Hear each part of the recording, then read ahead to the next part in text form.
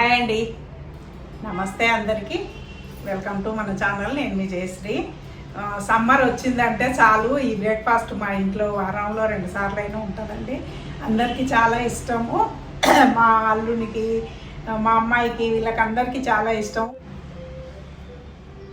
మా ఇంట్లో మొదటి నుంచి కూడా చాలా ఇష్టం అండి. సమ్మర్ వచ్చిందంటే మామిడి పండ్లు వస్తాయి కదా, ఆ మామిడి పండు రసము చేసుకొని అన్నంలో కలుపుకొని తినేదండి మా తాతయ్య అంటే మా నాన్న వాళ్ళ తండ్రి, మా నాన్న వాళ్ళ తాత కూడా నా చిన్నప్పుడు ఉండేది. ఆ తాతయ్యనే నాకు, మా నాన్న వాళ్ళ తాత నాకు పుస్తకాలు చదవడం అలవాటు చేసిండండి. చిన్నప్పుడే నాకు 7-8 ఏళ్ళు వచ్చే వరకే ఎన్నెన్నో వెంకటేశ్వర చరిత్ర అని అదని ఇదని చదువు రావే బుడ్డ మా కూర్చోబెట్టుకొని చదివించేటోడు. ఆ తాతకు మామిడి పండు రసం కంపల్సరీ కావాలండి. సమ్మర్ వచ్చిందంటే మామిడి పండ్ల సీజన్లో అన్నంలో కలుపుకొని తినేదండి. అన్నంతో పాటు మామిడి పండు రసం కలుపుకొని తినేది. ఇంకా సమ్మర్ వచ్చిందంటే దోశలు కూడా చేసుకుంటారండి. దోశలు అంటే ఇప్పుడు మనం మినపప్పు వేసి చేసే దోశలు కాకుండా వట్టి వరిపిండి, కొంచెం జీలకర్ర, కొంచెం ఉప్పు వేసి అట్లు పోసేటోళ్ళండి. ఆ అట్లు విత్ మామిడిపండు రసం తింటే అసలు సూపర్ ఉండేది. చట్నీలు అసలు అప్పుడు చేసేవాళ్ళు కాదు. పల్లి చట్నీలు, ఈ పుట్నాల చట్నీలు, కొబ్బరి చట్నీలు అస్సలు తెలియవు మాకు. ఈ రుద్దుడు దోశలు కూడా అస్సలు తెలియవండి. ఫస్ట్ టైం నేను ఈ రుద్దుడు దోశ ఎక్కడ చూసిన అంటే మంత్రాలయంలో చూసిన అండి. మా పెద్దమ్మాయి పుట్టక ముందు అక్కడ బ్రేక్ఫాస్ట్కి బయటికి వెళ్తే అక్కడ ఇట్లా రుద్దేది కనిపించింది దోశ. అప్పుడు ఫస్ట్ టైం చూసిన. మాకైతే గ్రైండర్లు వచ్చిన తర్వాత, మేము పెద్దగా అయిన తర్వాతనే ఈ దోశలు ఇవి అలవాటు అయినాయండి. చిన్నప్పటి నుంచి ఈ బియ్య పిండితోనే అట్లు పోసుకునేటోళ్ళము. అయితే అట్లు అవి ఎట్లా చేసుకుంటామో చూపిస్తా, చూడండి. నచ్చితే మామిడిపండు రసంతో మీరు కూడా తినండి. వీడియోలోకి వెళ్దాము.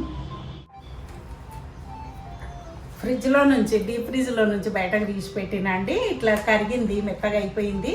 దీన్ని ఎట్లా ప్రిపేర్ చేస్తానో చూపిస్తా. యాక్చువల్గా ఇది లాస్ట్ ఇయర్ ప్యాక్ చేసి పెట్టిన మ్యాంగోస్ అండి. చూడండి ఎంత ఫ్రెష్గా ఉన్నాయో, అసలు ఇప్పుడు చేసినట్టే అనిపిస్తున్నాయి కదా. ముక్కలు అట్లా చేసి పెట్టినామండి. తినాలనుకుంటే కప్పులో వేసుకొని ఇట్లా తినొచ్చు. మా పిల్లలైతే కప్పులో వేసుకొని స్పూన్ వేసుకొని తినేస్తారండి. మా దియాకైతే ఎంత ఇష్టమో కప్పులో వేసుకొని శుభ్రంగా తినేస్తుంది.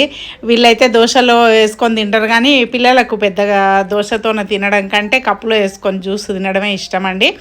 అట్లా అన్నీ మనకు సరిపడినంత తీసుకుంటున్నాను నేను ఈరోజు. చూడండి ఎంత బాగున్నాయో ఫ్రెష్గా. అసలు చూస్తుంటేనే ఇప్పుడు ఫ్రెష్గా ఇప్పుడు చేసినట్టు అనిపిస్తున్నాయి కదా ముక్కలు. ఏమాత్రం నల్లబడవండి. కొంచెం డీప్ ఫ్రిడ్జ్లో కాకుండా బయట పెడితే కొంచెం కలర్ చేంజ్ అవుతాయండి. అసలు కలర్ కూడా చేంజ్ కాలేదు కదా, ఎంత బాగున్నాయి.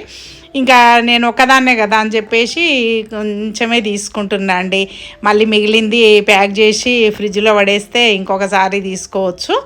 డీప్ ఫ్రిడ్జ్లోనే పడేస్తా అండి మళ్ళీ కూడా. ఇప్పుడు ఇది ఇట్లనే మిక్సీ పడితే తర్వాత నీళ్ళు అవుతాయండి అని కొంచెం 2 టేబుల్ స్పూన్లు అన్నీ పాలు వేస్తున్నా అండి.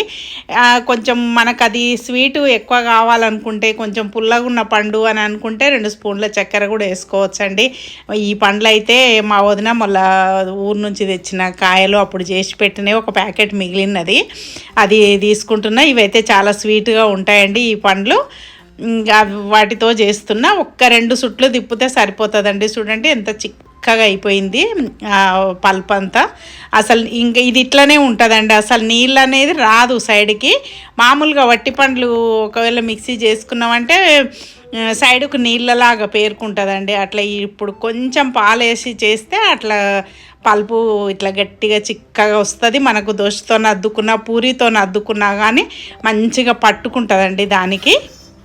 ఇంకా అట్లకు ప్రిపేర్ చేసుకుందామండి. మామూలుగా వెనకటికైతే పెరుగు వేసేవాళ్ళు కాదు, కానీ ఇప్పుడైతే కొంచెం పెరుగు వేసుకుంటున్నా అండి. ఒక 1/2 కప్పు పెరుగు తీసుకున్న, దాంట్లో తీసుకొని అది కొంచెం ఇట్లా చిలకొట్టినట్టు అనేసి బియ్యపిండి తీసుకుంటున్నా అండి.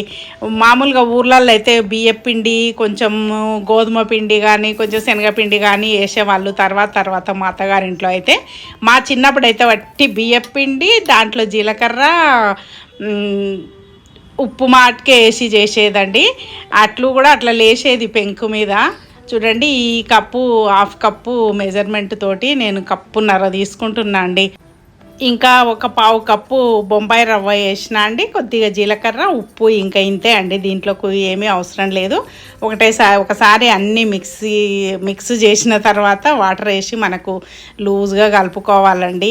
ఇదైతే మామూలుగా స్పూన్తోన రుద్దినట్టు పోసే దోశ కాదండి, గ్లాస్తోన స్పూన్ తోటి కానీ ఇట్లా పోస్తాం, గ్లాస్తోనే పోస్తాము. గిన్నెనో గ్లాసో తీసుకొని పోస్తాము.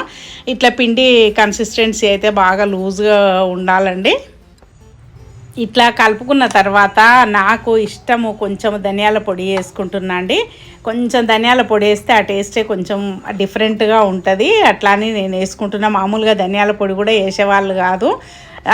ఉత్త చట్నీ లేకుండా వట్టి దోశలే తినేవాళ్ళం అండి మేము చిన్నప్పుడు. అయితే అసలు ఏం లేకుండా ఇట్లా సరిపడినన్ని వాటర్ వేసుకొని కలుపుకోవాలండి. ఇక అవతల స్టవ్ మీద పెన్నం పెట్టుకుంటే ఇంకా పోయడానికి రెడీ అండి పిండి.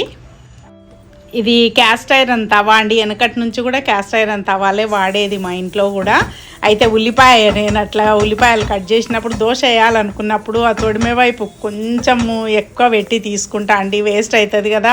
ఉల్లిపాయలు కూడా ఎంత రేట్ అని కాదు, ఉల్లిపాయలు తక్కువ రేటు ఉన్నా నేను అట్లనే తీసుకుంటా అండి. ఆ ముక్క చూడండి, ఇట్లా గ్లాస్తో ఫస్ట్ దోశ ఎట్లా వస్తుందో చూద్దామని పోస్తున్నా చిన్నగా. మా ఇంట్లో అయితే ఫస్ట్ మా చిన్నమ్మాయే దోశ తినేదండి. కాలేజీకి టైం అవుతుందని పోసిస్తే గబగబా తినేసి వెళ్ళిపోయేది. ఎప్పుడు కూడా కరెక్ట్ రౌండ్ దోశ రాకపోయేది. నువ్వేమో మంచిగా వేసుకుంటావు, నాకేమో ఇట్లా ఇరిగిపోయిన దోశలు ఇస్తావమ్మా అని అనేది చిన్నప్పుడు. ఇంకా ఈ దోశల గురించి ఒకటి వైరల్ అయిన జోకు కూడా ఉందండి. ఇంట్లో ఎప్పుడు కూడా నాన్నకే ఇయ్యాలరా ఫస్ట్ది దోశ, ఇంట్లో పెద్దవాళ్ళకే ఇయ్యాలని అంటారు కదా. అట్లా అంటే అది కాదు, ఎప్పుడు చినిగిపోయిన దోశలని నాకే ఇస్తుంది మీ అమ్మ అని వాళ్ళ నాన్న అంటాడు. అట్లా మంచిగా లేస్తున్నాయండి. ఇంక కొంచెం బొంబాయి రవ్వ వేస్తే బాగా లేస్తుంది దోశ కాదు అట్లు. ఇవి మన రవ్వ దోశలు అని అంటాం కదా, అట్లా కానీ కాకపోతే రవ్వ కొంచెమే వేసుకుంటున్నా అండి. ఇట్లా అన్ని దోశలు ఇట్లా వేసుకుంటాం అట్లు. వెనకటికైతే పైనుంచి కూడా ఆయిల్ వేసేవాళ్ళు గారండి. ఒక చిన్న కర్రముక్కకు గుడ్డ చుట్టి దానితోనే పెన్నాన్ని అంతా తుడిచినట్టు చేసేది, ఒక చుక్క ఆయిల్ తోటి, ఆ బట్టకున్న ఆయిల్ తోటి అట్లా పోసుకునేటోళ్ళు అట్లు అప్పుడు. ఇప్పుడైతే ఇంకా పైనుంచి కూడా కొంచెం ఆయిల్ వేసుకుంటున్నాం. ఇప్పుడు ఆయిల్ వాడకం ఎక్కువైపోయింది కదా. అప్పుడు ఎంతమంది ఉన్నా కానీ ఇప్పుడు ఒకరిద్దరు ఉన్నా అంతే ఆయిల్ పడుతుందా, అప్పుడు ఫుల్ ఫ్యామిలీకి కూడా అంతే ఆయిల్ పట్టేదండి. అట్లా అన్నీ అట్లు పోసేసుకుంటున్నాయి. ఇట్లా ఈరోజు అయితే మంచిగా వచ్చినాయి. ఓసారి అయితే ఇరిగిపోతాయండి, ఇరిగిపోకుండా చక్కగా వస్తున్నాయి. అట్లయితే పెళ్ళిళ్ళల్లో 16 పండుగ అంటే పందిరి వేస్తారు కదా, 16 పండుగ అని చేస్తారండి. ఆ రోజు ఒడిబియ్యాలు అవి ఉడకబెట్టి పందిరి గుంజలకు నైవేద్యం పెట్టి అమ్మాయి చేత దండాలు పెట్టిస్తారంటే పెళ్లి కూతురు కానీ పెళ్లి కొడుకు కానీ ధూపం వేసి నైవేద్యం పెట్టి ధూపం వేస్తారు. అప్పుడైతే ఈ అట్లు కంపల్సరీ పోస్తారండి మా ఇండ్లల్లో. అయితే దీని కాంబినేషన్ అప్పుడైతే ఒక రకమైన స్వీట్ చేసేటోళ్ళు. ఇంకోసారి ఎప్పుడైనా అది చూపిస్తా నేను. నాకెందుకో మొన్న గుర్తొచ్చింది అట్లా చేసేది, చాలా బాగుంటుంది. నాకైతే ఫుల్ నచ్చుతుంది. ఎప్పుడైనా నేను అప్పుడు చిన్నప్పుడైతే ఎప్పుడైనా వాటికి కూడా చేసుకొని తినేదాన్ని. ఇప్పుడు షుగర్ వచ్చింది కాబట్టి ఆ స్వీట్ రెసిపీ తినాలంటే కొంచెం భయం అనిపిస్తుంది. చూడండి ఎంత మంచిగా రెడ్గా కాల్చి కరకర అంటాయండి. ఉల్టా తిప్పేస్తే దోశ మెత్తబడిపోతుందండి. ఇట్లా ఉల్టా తిప్పేయకుండానే ఒక్క పక్కనే కాల్చి తీసేసుకుంటాం. ఇట్లా అన్నీ ప్రిపేర్ చేసుకుంటాం. సమ్మర్లో అయితే మామిడిపండు రసంతో కంపల్సరీ వారంలో 2 సార్లు అయినా చేసుకుంటారండి మా ఇళ్ళల్లో. దోశ తీసుకున్న తర్వాత పెన్నము ఏమన్నా మాడు అంచులకు అది ఉన్నదంతా గీకేసి అట్లా మొత్తం సలాకితో మొత్తం గీకేసి మళ్ళీ ఉల్లిపాయతో రుద్దితే అది నాన్ స్టిక్ అన్నట్టు వస్తుందండి దోశలు. ఈ పిండి ఇంకా కొంచెం పలసగా రావాలి, కరకరాలంటే కొన్ని నీళ్ళు ఎక్కువ పోసుకోవాలండి. నార్మల్గా పోసేస్తున్నా నేను. మా అత్తగారి ఇంట్లోనైతే కొంచెం గోధుమ పిండి, కొంచెం శనగపిండి, ఉల్లిపాయలు, పచ్చిమిరపకాయలు మెత్తగా దంచి వేసేవాళ్ళండి జీలకర్రతో పాటు. ఇంకా మామిడిపండు రసంతో వడ్డించుకుంటున్నా నేను. చూడండి ఎంత బాగుంది చూడండి. చేసి చాలాసేపు అయినా కానీ అసలు నీళ్ళు అనేది రావండి పక్కకు. అట్లా అంతా రెడీ అయిపోయింది, ఇంకా తినేసేదే. మామిడిపండు స్వీటే కదా, ఇంకా దాని తర్వాత కొంచెం అల్లం పచ్చడి పెట్టుకొని తింటున్నా అండి. చూసిండ్రు కదండి కరకరలాడే దోశలు. ఇవి కరకరా అంటున్నవి. ఈ మామిడిపండు రసంతో అద్దుకొని తింటే సూపర్ టేస్ట్గా ఉంటాయండి. ఇంకా అసలు మళ్ళీ ఆలోచించకుండా లోపలికి వెళ్ళిపోతుంటుంది ఇట్లా తింటుంటే. చూడండి మంచిగా అంటుకుంటుంది దోశకి ఇట్లా మామిడిపండు రసము. వాటర్ కాదండి, పాలేసి చేస్తేనే ఇట్లా బాగుంటుంది. చూసిండ్రు కదా.